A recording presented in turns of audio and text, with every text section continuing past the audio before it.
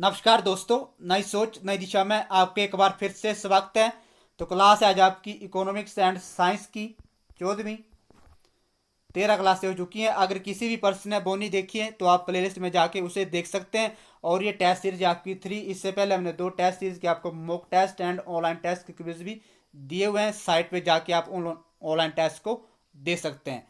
तो जो चैनल पे पहली बार विजिट कर रहे हैं वो चैनल को लाइक शेयर एंड सब्सक्राइब जरूर कर लें, ताकि आने वाले हर वीडियो की अपडेट आपको समय समय पर मिलती रहे। तो वीडियो के अंत में महत्वपूर्ण टॉपिक के बारे में विस्तार से चर्चा करेंगे और आपसे क्वेश्चन भी पूछूंगा। तो आपसे अनुरोध है कि प्लीज वीडियो में अंत तक बने रहें। तो चलते हैं आज के पहले क्वेश्चन की तरफ। नई औद्योगिक नीति की घोषणा कब की गई थी? जल्दी से बताएं। जो आपकी नई औद्योगिक नीति की घोषणा थी वो उसकी घोषणा कब की गई थी? 4 ऑप्शन आपके पास है, सही आंसर आपको बताना है। देखते हैं सबसे पहले कौन इसका सही आंसर बता पाता है।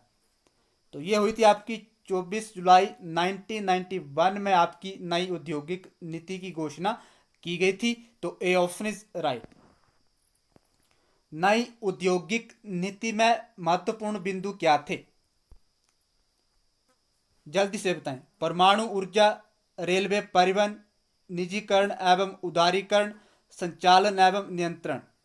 जो आपकी नई औद्योगिक नीति थी उसके जो महत्वपूर्ण बिंदु थे वो क्या थे? तो वो थे आपके निजीकरण एवं उदारीकरण। C option is right. सरकारी क्षेत्र के लिए आरक्षित उद्योगों की संख्या कितनी थी?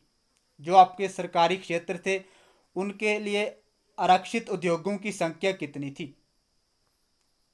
जल्दी से बताएं। तो वो थी आपकी 2। कौन कौन सी? परमाणु ऊर्जा, परमाणु ऊर्जा एवं रेलवे परिवहन, रेलवे परिवहन। तो ए option is right. Hindustan petroleum corporation limited की स्थापना कब हुई थी? तो ऐसे भी आपके क्वेश्चन पूछे जाते हैं इकोनॉमिक्स में। तो अच्छे से आप क्लास को अटेंड करें। मॉर्निंग में 7 बजे क्लास होती है, उस क्लास को भी आप मिस ना करें। हिंदुस्तान पेट्रोलियम कॉरपोरेशन लिमिटेड की स्थापना कब हुई थी? तो ये हुई थी आपकी 1974 में। A option is right. Rashtriya Ispat Nigam limited की स्थापना कब हुई थी? राष्ट्रीय इस्पात निगम लिमिटेड की स्थापना कब हुई थी? देखते हैं सबसे पहले कौन इसका सही आंसर बता पाता है। तो लगभग अभी तक आपके 200 क्वेश्चन बन चुके हैं इकोनॉमिक्स एंड साइंस के। तो ऑनलाइन टेस्ट के लिंक आप साइट में जाके भी दे सकते हैं। तो इसका सही आंसर बताएं। राष्ट्रीय इस्पात निगम लिमिटेड की स्थापना कब हुई थी? तो ये हुई थी आपकी 1982 में। D option is right. भारतीय तेल निगम की स्थापना कब हुई थी? भारतीय तेल निगम की स्थापना कब हुई थी? 4 ऑप्शन आपके पास हैं, सोच समझकर इसका सही आंसर बताएं। तो ये हुई थी आपकी 1964 में। A option is right. Coal India limited की स्थापना किस वर्ष हुई थी? कोल इंडिया लिमिटेड की स्थापना किस वर्ष हुई थी? जल्दी से बताएं। तो ये हुई थी आपकी 1975 में। B option is right. Hindustan petroleum corporation limited का मुख्यालय कहां पे स्थित है? हिंदुस्तान पेट्रोलियम कॉरपोरेशन लिमिटेड का मुख्यालय कहां पे स्थित है? नई दिल्ली, हैदराबाद, मुंबई, उड़ीसा। तो यह आपके मुंबई में। C option is right. Rashtriya Ispat Nigam limited का मुख्यालय कहां पे स्थित है? राष्ट्रीय इस्पात निगम लिमिटेड का मुख्यालय कहां पे स्थित है? नई दिल्ली, हैदराबाद, मुंबई, विशाखापट्टनम। तो ये आपके विशाखापट्टनम में। D option is right. भारतीय तेल निगम का मुख्यालय कहां पे स्थित है? ऐसे क्वेश्चन पूछे जाएंगे आपके हमीरपुर बोर्ड की तरफ से। तो प्लीज अच्छे से वीडियो को आप देखें और वीडियो में अंत तक बने रहें। भारतीय तेल निगम का मुख्यालय कहां पे स्थित है? नई दिल्ली, हैदराबाद, मुंबई, विशाखापट्टनम। तो ये आपके नई दिल्ली में। A option is right. Coal India limited का मुख्यालय कहाँ पे स्थित है? जल्दी से बताएं। नई दिल्ली, कोलकाता, मुंबई, विशाखापट्टनम। तो ये भी आपकी नई दिल्ली में स्थित है। ए ऑप्शन इज राइट। अब बात करते हैं साइंस के महत्वपूर्ण क्वेश्चन के बारे में। तो प्लीज कोई भी क्लास को छोड़ के ना जाए अगर आपको हिमाचल एग्जाम पास करना है तो। शुद्ध सोना कितने कैरेट का होता है? जो आपका शुद्ध सोना है वो कितने कैरेट का होता है? 22, 24, 25, 26। तो ये होता है आपका 24 कैरेट का।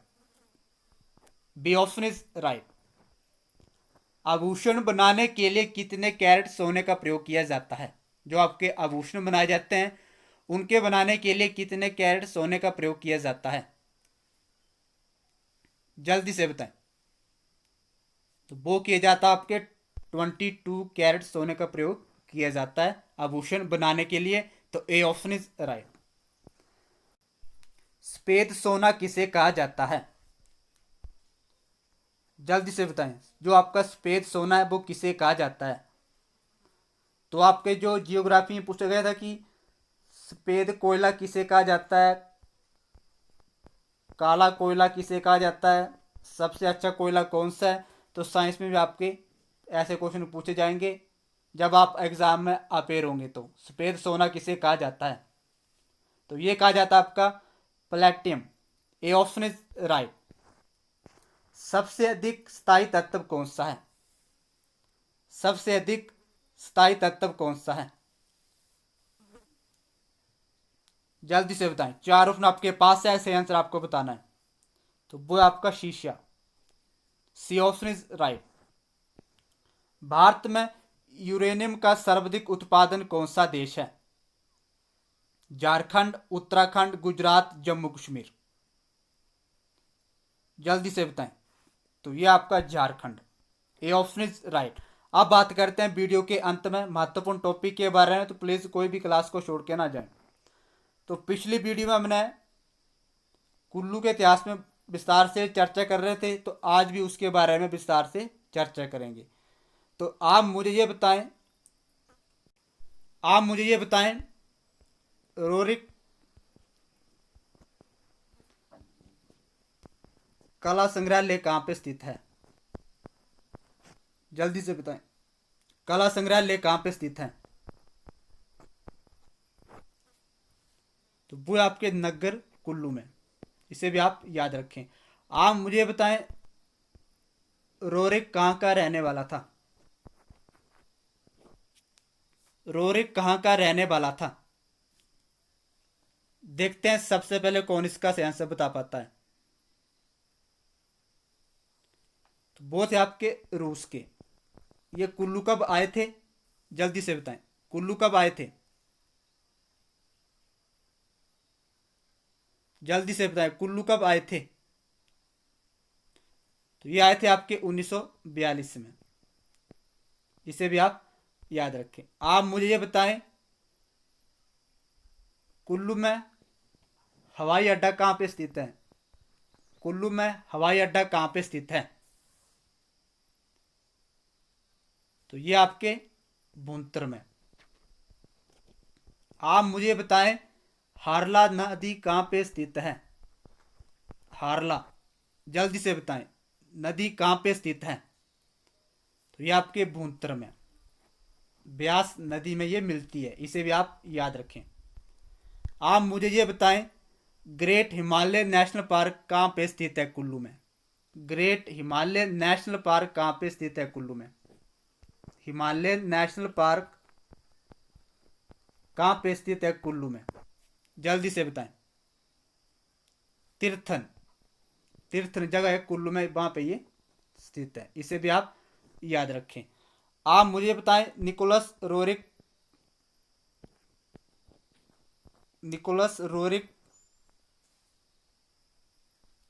जो आपके कलाकार थे वे कुल्लू के नगर में कब तक रहे थे?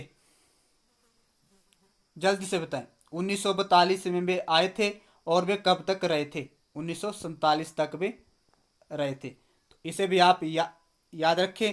उनके नाम पे जो आपका अभी मैंने आपको बताया रोरिक कला संग्रहालय बनाया गया था, तो इसे भी आप याद रखें। आप मुझे बताएं कुल्लू से मंत्री बनने वाले पहले व्यक्ति कौन थे? कुल्लू से मंत्री बनने वाले पहले व्यक्ति कौन थे? जल्दी से बताएं। तो वो थे आपके लालचंद पारथी। लालचंद पारथी। उन्होंने 1942 में किस आंदोलन में भाग लिया था?